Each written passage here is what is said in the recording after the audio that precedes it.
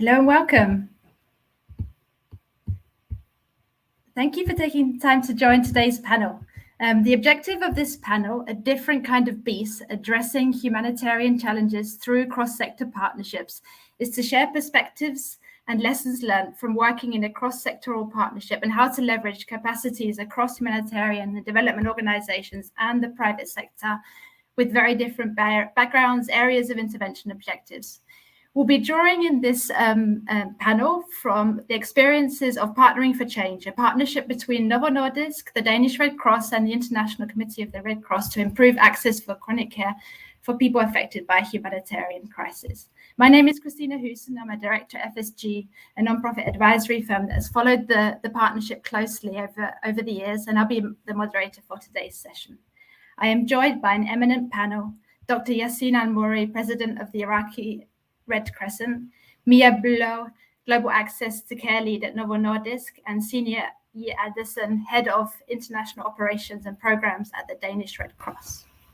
Perhaps to start with a few words of the partnership itself. Launched in 2018, the partnership between Novo Nordisk, the Danish Red Cross, and the International Committee of the Red Cross, P4C, or Partnering for Change, aims to improve access to chronic care for people affected by humanitarian crisis. The focus is on diabetes and hypertension, which belong to the class of non-communicable diseases, so-called NCDs, and humanitarian settings. The opportunities and challenges which comes with it, and about assuring access to essential health needs, care needs of vulnerable people already facing multiple challenges in humanitarian crises and protracted crises. Collaboration between humanitarian organizations and corporate actors is recognized as an increasingly essential part of addressing the needs of people affected by humanitarian crises. The private sector can be a valuable partner in addressing the complex issues faced by fragile health systems and people at risk of living with NCDs by leveraging their expertise, resources, innovations, and channels and influence. Yet, cross-sector partnership in this space is nascent and can be challenging, not least as it requires close collaboration between organizations with different organizational cultures, expectations, and constraints. So why do we need such unusual partnerships? Today's panelists will talk about this from a focus of the complementary capabilities and sclerosis needs that many protracted humanitarian crises face around the world. We titled this panel A Different Kind of Beast, and indeed Partnering for Change, or P4C, is a bit of an unusual beast on a number of fronts. It's a cross-sector partnership, as I've mentioned, and impartiality and considerations around that have been particularly important. Needs assessments, understanding the needs on the ground, has also been an important characteristic and first step in this partnership. And an acknowledgement that partnership is tough and that it's important to intentionally learn around partnership, what works, what doesn't, what it takes to build trust, how to collaborate together, and most importantly, how to center a partnership really to focus on the needs of those the partnership sets up to serve.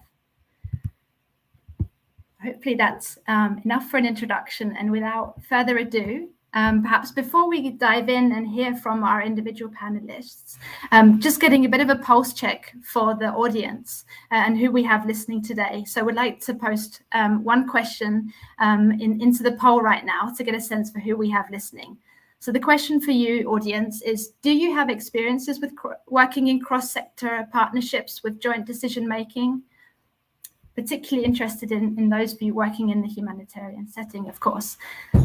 So, and perhaps while you all respond, I will take some time to hand over to our first panelist, Dr. Yassine from the Iraqi Red Crescent. Dr. Yassine, please, could you share some of your observations on the health needs experienced by people affected by protracted displacement and violence in Iraq? What is the impact on the health system of these unmet needs? Thank you very much. And hi, everybody. I hope all well. And I think Iraqi Red Crescent experience along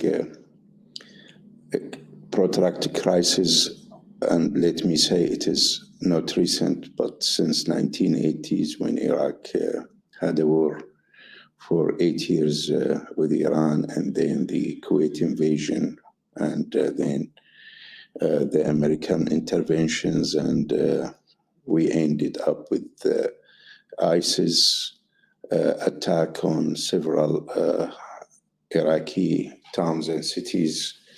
Over 1/3 of the Iraq area being controlled and conquered by those insurgent groups. Definitely several impacts being experienced on the life of Iraqis, including the healthcare, which was negatively impacted because our resources directed to military to support the military action against those insurgents and militant groups. I think we are all aware that the top 5 chronic diseases, including the cardiovascular, stroke, cancer, diabetes mellitus, and chronic lung diseases. These are also responsible for 71% of the death all over the world. But of course, with neglected cases or not properly controlled, or in case of late detection, we can see that the risk of morbidities and mortalities will significantly increase. And the patients, of course, will be highly affected and less managed in this case, because proper health access will not be available in case of protracted crisis. Since we have also about bad health consequences for uncontrolled and late diagnosed cases with serious socioeconomic impacts on also patients' families. So we are expecting also a big burden on health system, and that system will be put under high pressure, because as we have seen and experienced in Iraq, that the services were directed for several sectors to respond to, and many patients should have a long waiting list to be checked and to be monitored, so any proper and control for their chronic diseases was noticed by us, and we think those protracted crisis, which was a main cause behind also the brain drainage of the expert health workers, including the consultants, doctors, including the nurses, experienced nurses, and different health allied professionals. So I think Iraqi Red Crescent, and through its support to public authorities, try to escape those patients from those waiting lists by providing an alternative health services through its volunteers, doctors, and by its partnership with different national society, with the ICRC, to strengthen the power of national society and to build the capacity of national society to respond to health needs. And that's we doubled and tripled several times our promotion activities, and we tried to respond to the health needs identified by our volunteer field assessment, and through the information we have an access to by delivering these services to remote areas through the mobile medical units, which was funded and supported by our partners like the Danish Red Cross specifically and the ICRC.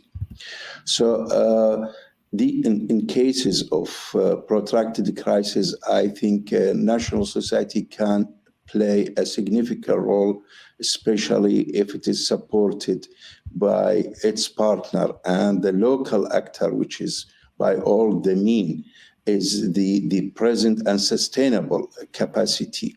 By empowering this local actor, I think we can proceed definitely for better outcome and for alleviating the suffering of the most vulnerable we usually targeting. Thank you very much. Thank you very much, Dr. Yassin, for sharing both your perspectives. There's a bit of an echo. Thank you. Thank you for sharing your perspective both on the dire situation and importance of addressing NCD access and prevention and care in Iraq, and also the opportunities and importance of partnership, not least to ensure what you highlighted in terms of the sustainability of these interventions. Perhaps now, let me turn to Mia. Mia, Novo Nordisk. Why did Novo Nordisk find it relevant to engage in a partnership with humanitarian actors at the humanitarian scope, and what can the private sector bring to the table? Well, before I attempt to answer the questions, just allow me to take 2 minutes to give a brief introduction to Novo Nordisk as a company, for those of you listening in who do not know us. We are a healthcare company, one of the largest producers in the world of insulin, and we have offices in about 80 countries around the world and market products in around 170 countries, so very global in scope. We have written into our bylaws as a company that we have to act responsibly, not just with regards to a financial, but also in relation to an environmental and a social bottom line. And we have therefore been working with social responsibility for decades. We don't just consider it our responsibility to produce biological medicines, but also to make them available to those who need them the most around the world. And it is exactly in this context that this opportunity to partner with humanitarian actors was very interesting and meaningful for us. We realized that we are in a very complicated field. Diabetes is a complicated disease, and it's not something you can just solve as a problem by sending products. And therefore, we have also for decades engaged in these kind of capacity building partnerships. And when it comes to humanitarian actors, it's clear that this was an opportunity for us to try and enable that reach of some of the most vulnerable patients in this world who are affected by humanitarian crisis. And we kind of, you can say, fully depend actually on humanitarian actors to be able to reach these patient groups. And Partnering for Change also offered us an opportunity to explore this kind of cross-sector partnership for the first time between a pharmaceutical company. For our sake, it was the first time that we had this opportunity to partner closely with humanitarian actors. And we found that was also a meaningful way of answering to this call for more cross-sector innovation in the SDG era. And that's why we were keen to see this partnership happening, also knowing that we were not entering into untroubled waters, you can say, with such a sensitive constellation. But it was indeed something that we wanted to test and invest in. Also, I would like to just highlight another important motivation factor for us as a company, which is the importance of being a purpose-driven company. So in that regard, Partnering for Change is one of those partnerships that actually motivates people working in the company. It makes them feel proud to work for the company, that we take this kind of challenges, you can say, and partner with others to improve or to address some of the world's big challenges today. And that gives an ability to both attract and retain a talented workforce. And to the second part of your question, Christina, on what we bring to the table. Well, as a private sector, of course, the first thing I think people think of is resources, financial resources, and capacity. And that we have certainly also aimed to bring into this partnership. But more importantly, if we look at the purpose of finding, you can say, innovative solutions to the world's challenges, I think we had a benefit of having decades actually of experience with this kind of capacity building multi-stakeholder partnerships from what can we say, regular low and middle income country contexts, and many of the barriers that apply to sort of these kind of context for improving care also apply to a humanitarian context, just with a significantly added layer of complexity in terms of the humanitarian situation itself. And for example, our way of working with what we call people-centeredness in diabetes care has been something that we have felt have been beneficial in this work with improving chronic care. We also have, as a company with almost 100 years history, a wide global network of stakeholders whom we are also able to draw upon when we face the world in these kind of partnerships and try to get through with an agenda and a message that there needs to be a stronger focus on providing care for chronic diseases for people affected by humanitarian crisis. We came to the table, you can say, to this partnership with the experiences from other partnerships, as I mentioned, and one important element of that is that we know how hard it is to make these partnerships work. So actually, the chances of success are quite low, but we thought the best way we could address that from the onset was really to invest heavily in building a strong partnership foundation. And this is also where, Christina, you and the FSG team have come into the picture. And also certainly our academic partner that we have used along the way from the very start, London School of Hygiene and Tropical Medicine. They've worked as an independent partner in order to ensure that we had a strong foundation for the partnership and were evidence-based in everything we do. And I think we had maybe anticipated that we would, you can say that we would come, we are different actors. We had anticipated we would have to spend a lot of time in the initial phase investing in getting to know each other and building a room of trust. But we certainly also spent more time than we anticipated, I think. And we had to also quickly agree on completely separating out the role of Novo Nordisk as a supplier and our role in this partnership, which was completely detached from any commercial relationship. And that's, of course, important when you deal with a company like ours to avoid any kind of conflict of interest. So lastly, I just want to mention that I think one of the big advantages of actually driving the partnership together, having joint decision making all the way through, which we have had, which is of course very time consuming, but it is actually that you get to realize also some benefits once you have created that room of trust, which I think we did. We realized some benefits in terms of being partners, things we had not foreseen. For instance, at some point, we, as Novo Nordisk, were given the opportunity to support the emergency roster team of the Danish Red Cross.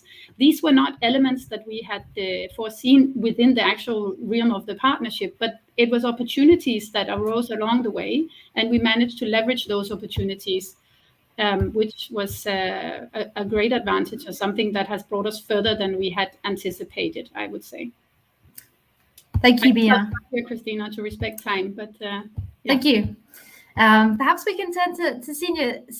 Mia mentioned alluded to some of the importances around partnership to enabling access, some of the specificities which the private sector, in this case Novo Nordisk, brought to the table, and some of the important ingredients of partnership. Turning to you, the humanitarian sector and the private sector are still figuring out how to best work together. Could you tell us a bit about how you see this partnership has contributed and if it has paved the way for other or future cross-sector collaborations? Yes, thank you, Christina, and thank you for the question. So yes, really seeing already how we are looking at this partnership from different perspectives already here. So Danish Red Cross has non-communicable diseases as a key strategic priority. And also thinking about our colleague from Iraqi Red Crescent, Dr. Yassin, talking about, so imagine about how extremely stressful it is on top of all other dangers and needs and concerns in a humanitarian situation.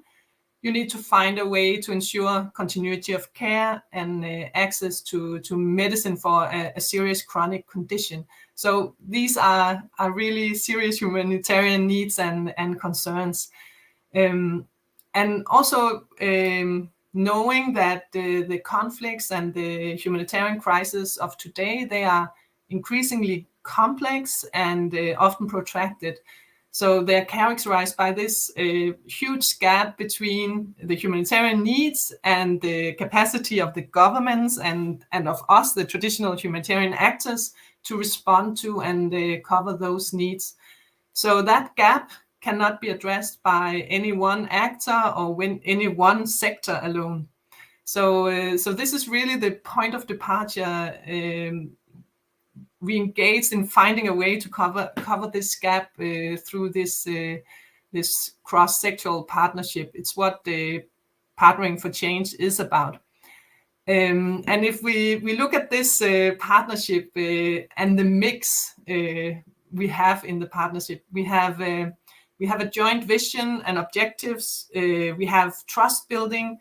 We have investment of resources and time and patience, and with a very clear ambition that the joint learnings and the results from this partnership, they are to benefit the wider humanitarian sector.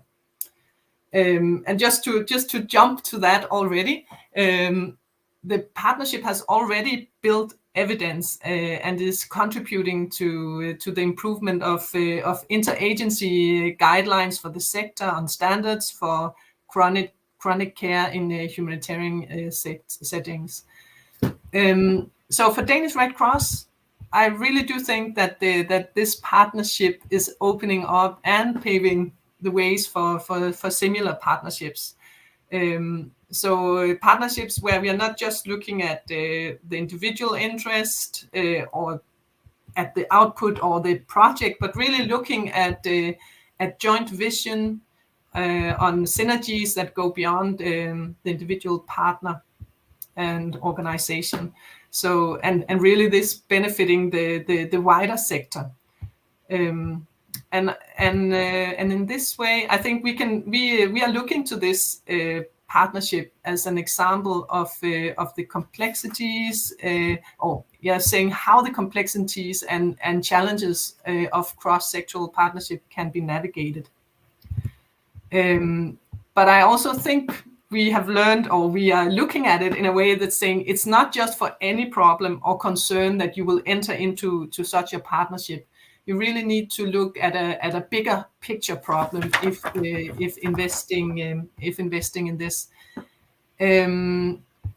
Maybe just a few words on this mix of how we see this partnership and looking into this common vision and objectives or outcomes that we have identified.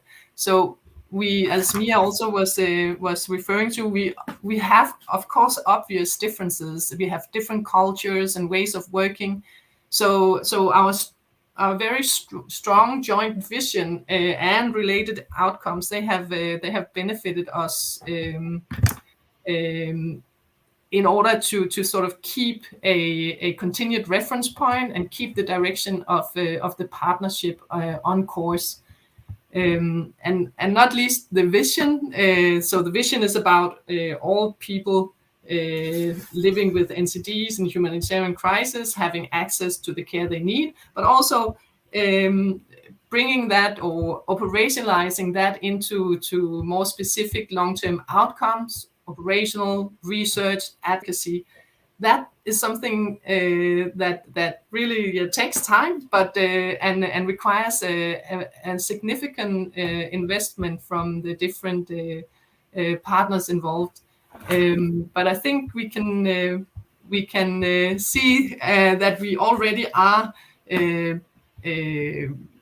harvesting some of the result, and that that we have maybe not even really unpacked the whole potential of the partnership yet. So very a very important exercise for Danish Red Cross, and something that we for sure look at also on other areas of engagement to let us be inspired on how we can meet those major humanitarian challenges and actually match them with a partnership that can live up and produce impact at the sector level. Thank you, Signe. And I've seen in the poll we have 3 responses to the question of audience's experiences with cross-sector partnership. I understand a couple in the audience have some experience. Please do post any questions that you have in the chat, and perhaps we can now go to some of the questions that have popped up from participants to this call. Maybe to start with, Mia, you mentioned the London School of Hygiene and Tropical Medicine as an important part of this partnership, and the importance of building that needs, understanding of the needs is an important first step. Why was strong evidence base so important, and can you talk to a little bit about how it's used? Yes, indeed. Well, first of all, why was it important? I think there were many reasons to that. It's of course, it was important for us all that we were evidence-based in any step we took together as partners. And it was also one of our objectives, as Signe also just alluded to actually generate evidence on the burden of non-communicable diseases in humanitarian settings. So in that sense, we sort of try to address a gap, and we have also used the role of London School of Hygiene and Tropical Medicine as our safeguard, excuse me, to safeguard, you can say, the partnership in a way, to avoid any issues around our role as a pharma company as well. That's a way of making sure that we are not getting any undue influence to the partnership beyond us playing the role as supporting humanitarian organizations to build capacity to treat people with chronic conditions. So I think in that sense, it's kind of a must-have, I must say, almost, when you partner with pharma, just alone for the reason that otherwise people could tend to believe that we are the ones who are setting the direction with the sole aim of selling products at the end of the day. And that's not why we entered into the partnership. Do you want me to let others have a go at it as well? Thank you, Signe. Yeah, I'm curious whether others in the panel have some perspectives here. Dr. Yasin or Signe? Yes, no.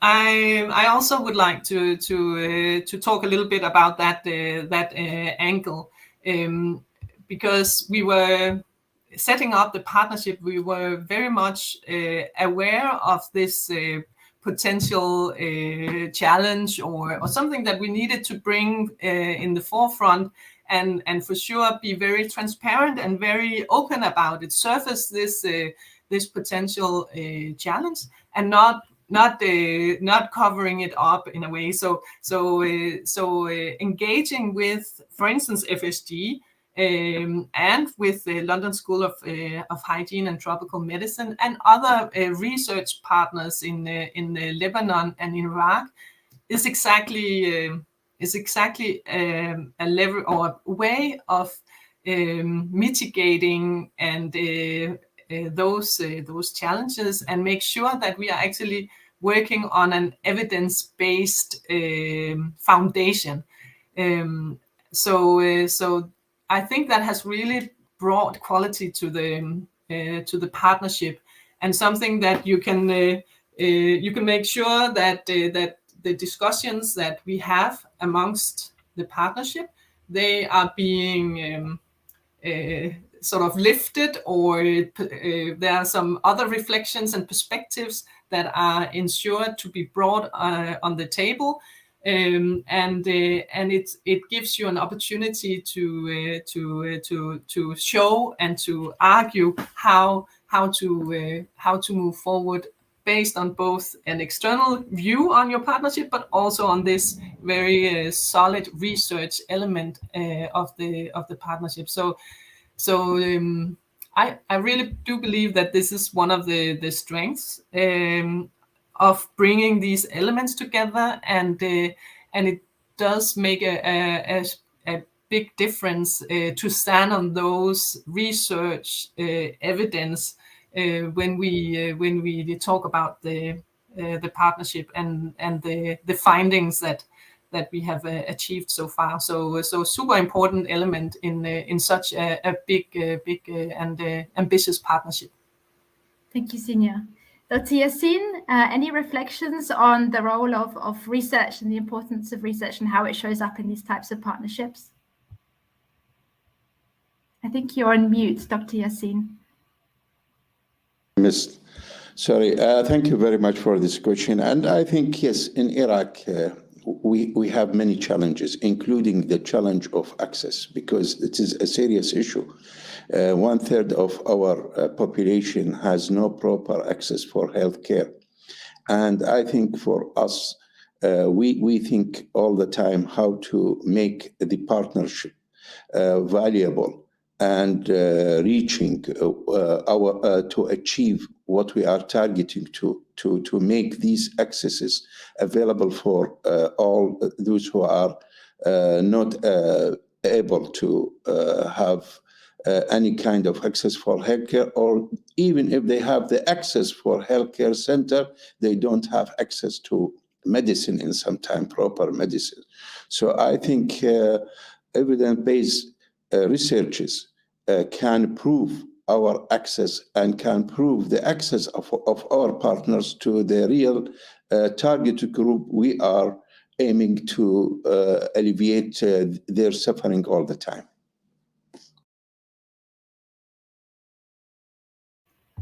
Thank you very much, Dr. Yassin. We've spoke a lot about the value, the added value of partnership, and you've spoken a little bit to some of the critical factors for partnership. Perhaps we can spend a little bit time on giving some examples of the value of partnership beyond the P4C itself for partners and more widely. Where have you seen ripple effects from this partnerships show up in your work? And a related question specifically for Novo Nordisk from the speakers, and how is addressing these needs good for business? Is addressing these needs a good business case for you? So value out of the partnership, beyond the partnership itself, and for Novo Nordisk specifically, is there a business case? Thank you. Should I start then, Christina? Go ahead. The last question first, and maybe I think, in short, it's not a good business case. I don't think we can say Partnering for Change is a good business case if you think of business case as having a financial benefit for the company. We invest a lot of money in having, these kind of partnerships, and that's of course the one of the things we can bring to the table as a private sector. We can bring financial resources. But we are not investing with a view to getting a return on investment in terms of financial terms. It's much more about getting a return on investment through other means. Some of the elements I mentioned in the beginning, in terms of seeing that we are living up to what we consider is our responsibility, that we walk the extra mile to make sure that the products we produce and everything we do as a company is actually benefiting the world, not just the ones with ability to pay at the top of the social ladder, so to speak. So that's the kind of benefits we see from this kind of partnerships. That's why it's a good business case for us. And also, again, employee engagement, all of the other elements that I mentioned. Value add, if I may just touch upon that as well, Christina, before I pass on the word. I do believe that this is really essential, actually, because it's kind of hard to, of course, to plan what is it we eventually get out of such a big constellation that we have worked on for a number of years now. But when we then see along the way that it suddenly has an effect, that we stand side by side as partners on some platforms, and we say there is a need. to invest more in creating chronic care for people affected by humanitarian crisis, or there is a need to, have more awareness, more evidence generated to show what the unmet needs actually are, what they look like in this field. I think that's where we sometimes see actually that we have a better, you can say, door opening effect. We stand together as a stronger crowd than if we were talking one by one. And that's the kind of benefits that we have seen. 10 years ago, Novo Nordisk would just been accused of pushing an agenda that wasn't relevant to a low and middle income country context when we started partnerships in sub-Saharan Africa based on, aimed at building capacity. By then, it wasn't considered an agenda that was really relevant to that part of the world. But I think time has shown that it actually was. So, so I'll stop here for now, Christina. Thank you. Sinja? Yes, maybe I'll also give a perspective on these ripple effects that was asked about, because I think we are all growing in this partnership, and we become better and better at understanding each other and actually working together on those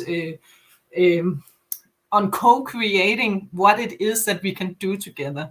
So I really think that this element about having a clear vision together, but accepting that with 3 so different organizations and cross-sectoral work, we need the time, the trust, the leaning towards each other, the willingness to open up and to actually explore and see how to be able to deliver and to create something together that has a results that can be used both in terms of operation, in terms of research, and in terms of changing some of the perceptions or the priorities within the humanitarian sector.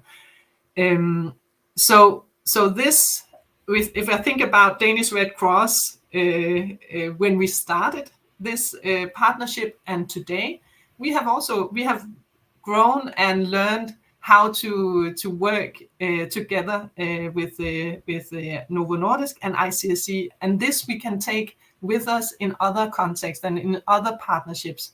So knowing about how we can generate each other's and find those synergies, and also what I started out saying, this about understanding that it's not you will not harvest the fruits of such a partnership after a year.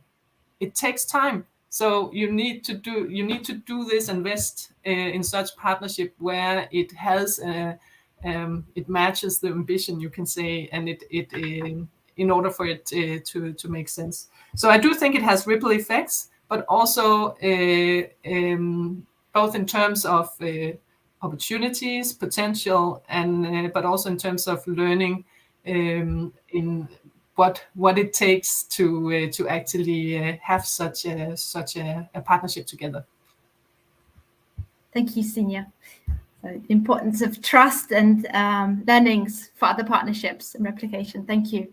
Dr. Yassin, I'm curious to also hear from the perspective of the Iraqi Red Cross, ripple effects for this partnership. And also... Thank you. Yeah. Go ahead. No, go ahead, please. I was going to add an additional question from the audience from your perspective. So the ripple effects from this partnership, but also perhaps some of the challenges of being the implementing partner of such a partnership compared to other projects and partnerships with, for example, institutional donors. Yeah, thank you. I think this partnership will provide a real opportunity for a giant medicine producer like Novo Nordisk to taste the real needs of the beneficiaries, especially those most vulnerable groups we are usually claiming that we are representing, because I think many of these groups, especially in our world, the third world, are the worst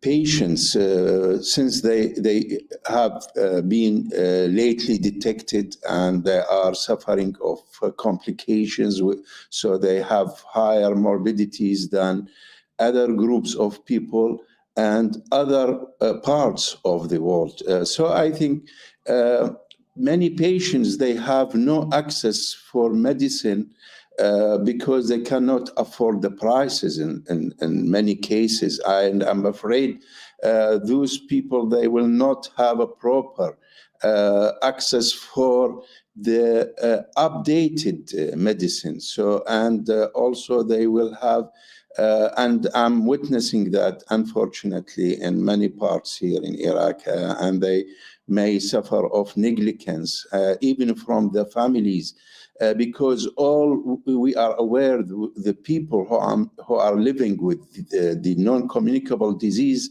the socioeconomic impacts on them, on their families, these impacts are very high, and many times may lead with improper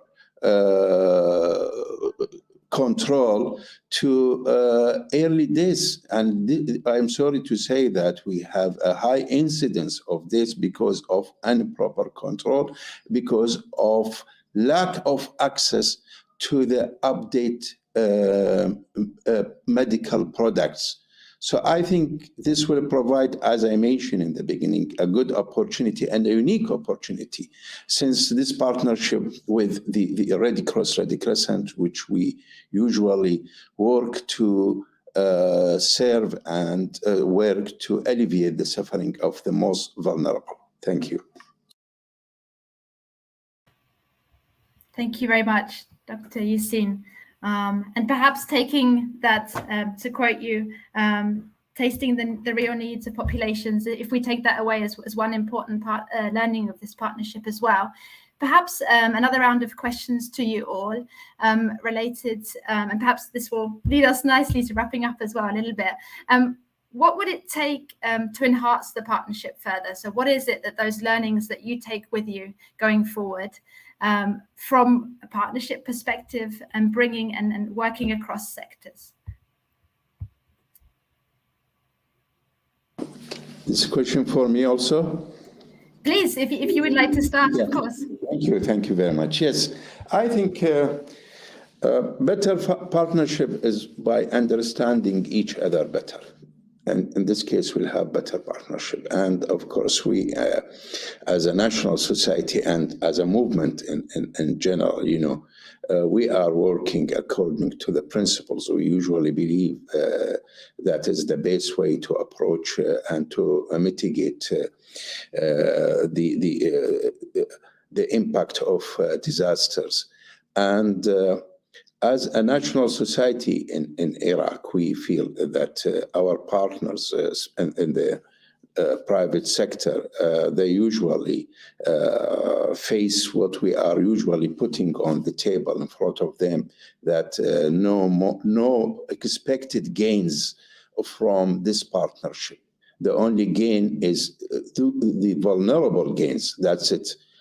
So the target group gains, not any other commercial gains. They should all the time. And from our side, we'll be very transparent, of course, in sharing the information and making every information is available when it's needed and required. So solid-based partnership should be based on better understanding. That's what I all the time stress on. Thank you, Dr. Yassine. Wise words, better partnership, better understanding as being critical. And I just wanted, before we finish up, a last round amongst you all, just wanted to put a last poll into the chat. So having heard the points raised by the panel, would you consider cross-sector partnerships as part of the solution to some of the challenges you are working to address? I'm curious to hear the perspectives of those who are listening in.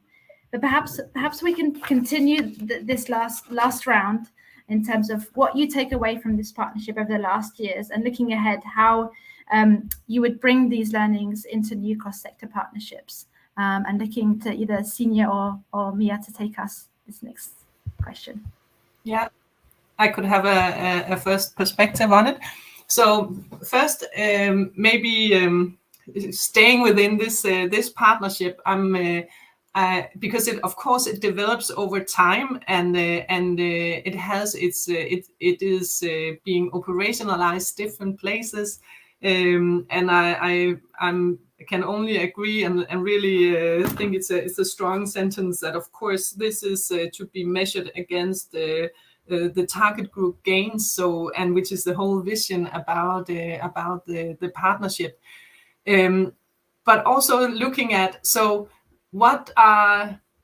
how can we sustain this partnership, and how can we sustain so if we find when we find so new models, new ways of making sure that that people in humanitarian situations are also have access to care and treatment of chronic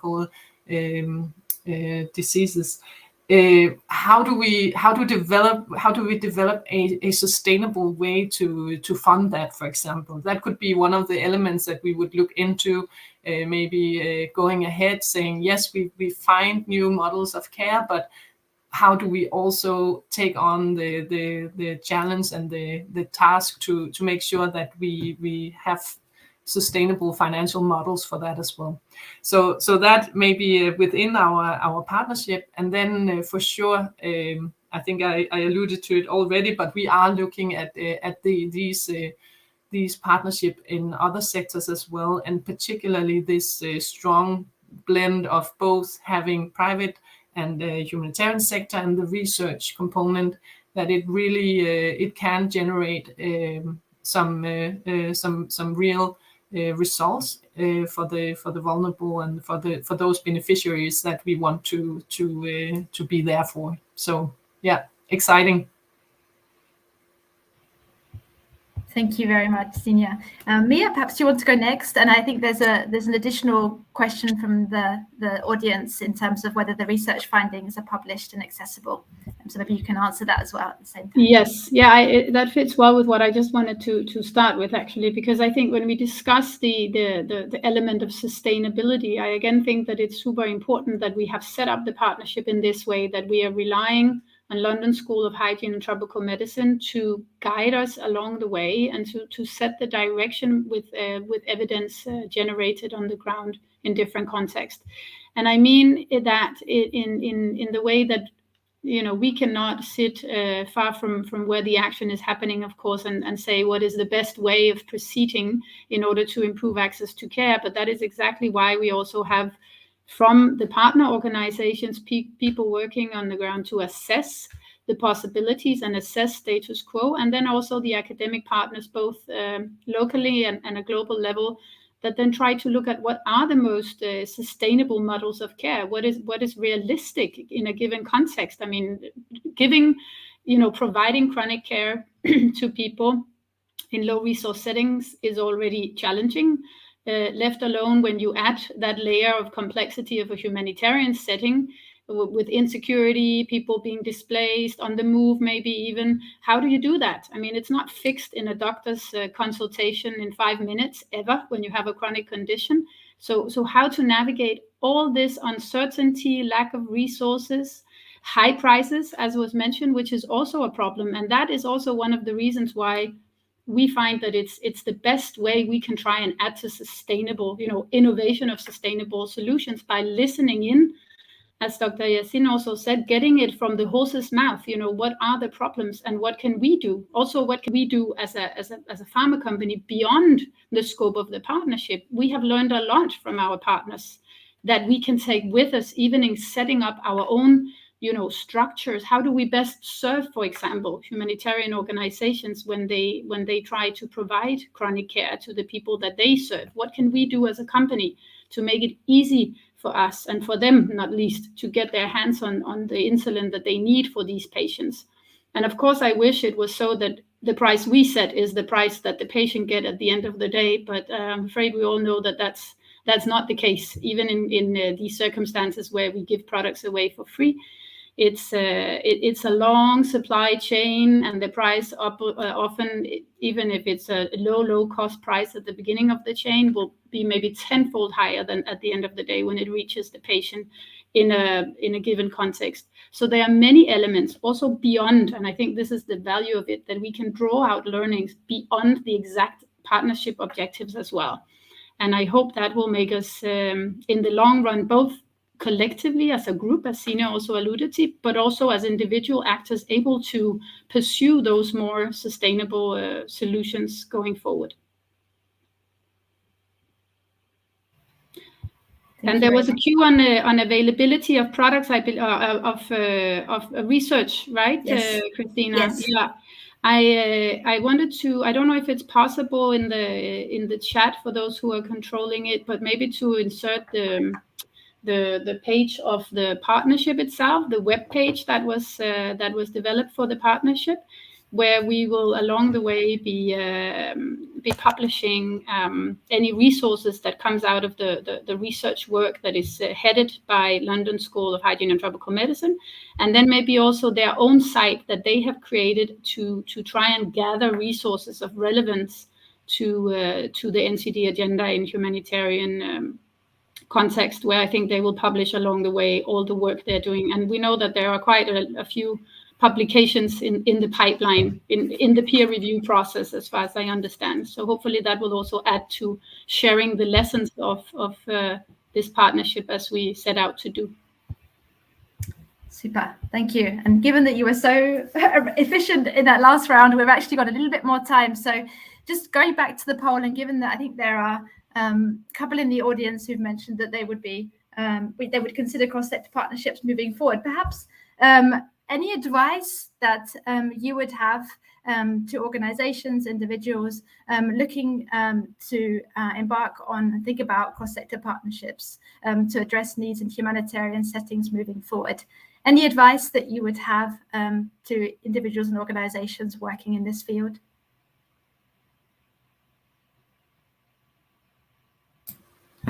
Yes, I can. So in addition to what we have shared already, I think it's about also choosing a right theme, or having identified really what is our common interest here, and what is the problem that we are trying to address, and really that.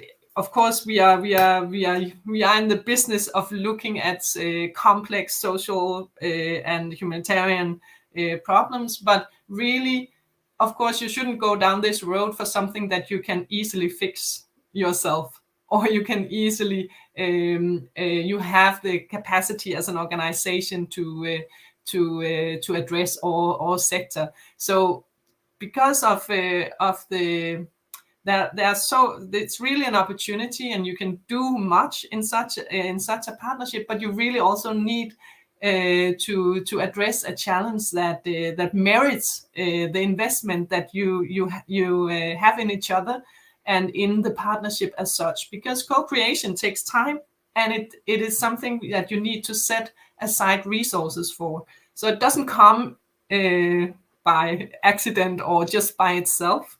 It really it takes a commitment, and at many levels and in all layers of where you're engaging. So to make sure that you actually leverage the potential of the partnership. So I would really say go for it, but be mindful of choosing something which is of high strategic priority, and that really has a strong need and a complexity to it that warrants a multi-sector approach. Thank you, Sinja. Mia? Yes, I think everything Sina said is essential in terms of reflecting upon whether or not this is the route to take. because it's clear, and I think also for us, I mean, we came with a vast experience, I would say, from multi-stakeholder partnership, but we did do, that's the reason why we call this session a different kind of beast, because we did do this partnership differently. And I think that's also why it demanded such a huge investment of time and resources, particularly in the beginning, to get to know each other. But that joint decision making, which has really gone which has really been the foundation of this, and that whole effort we spent, not least with you, Christina, and the team at FST, trying to set up a framework that really allowed us to take the temperature of the partnership along the way, and not just look at operational side of it, but really also how are we faring as partners? Is this working out for us? Do we have issues? Do I want to file for a divorce soon? Or is it looking okay for us all? And I think that's the kind of investment that was actually more of an investment that we had even anticipated. We spent more time and resources, I think, in the beginning. We even debated for a couple of years before we even launched the partnership how to go about it. But it pays off now in the sense that we have a room of trust, and we know each other well. And even at times, at difficult times, we can address those elements at headquarters level. Where we have such a good relationship now. But of course, there is an element when we then have a complex partnership setup, because how do we get that trust? How do we get those learnings to trickle all the way down to a level, a country level, where people have not worked so closely together? That's of course still a challenge, and that's one of the aspects that I think we would definitely have to reconsider going forward. How do we do that? How are you bottom up and top down at the same time, and make it work, and make sure that you are being needs-based at the same time and avoiding conflict of interest? There's a lot of elements to take into one partnership, and that's also why it's difficult. But I think because we did it so thoroughly, we are still married today to some extent, and that we are happy with, because it must be a long-term endeavor, as Signe said. Otherwise, it's not worth it, definitely. And just one last point. I think we have to really also consider that value that we see along the way. I mean, to me, it's simple in the sense that, is status quo an option? Not really. Not a lot has happened on the chronic care front in the past years to improve access to care. Incidence rates are increasing. Something needs to happen, and that's why I think we have to be daring and take these kind of challenges, to take it up. And only once you're in it, what it can really yield. So it needs a lot of power and don't give up attitude. Then I think it can work. Thank you very much. Conscious that we have 1 minute left. Dr. Yasin. Sorry, Dr. Yasin. Apologies, we don't have a lot of time left, but just any final advice from yourself, and then I can wrap up. I think for having sustainable partnership, it's very important to strengthen and empower the local actors, whether it's public or private or humanitarians, as with us. Because as always insisting and saying, those are the power which are present and sustainable. And by empowering them, we can, of course, meet many challenges locally. Thank you very much. Thank you very much, Dr. Yasin. And I think that nicely concludes the session. The importance of common interest, building trust, but really the importance of that local perspective if you're going to achieve sustainable change for those who need it. So thank you very much for taking the time. We've enjoyed exchanging with each other, and I thank all the panelists and participants. So wishing you all a good day. Thank you very much for your time. Thank you. Bye. Thank you. Bye. Thank you. Bye.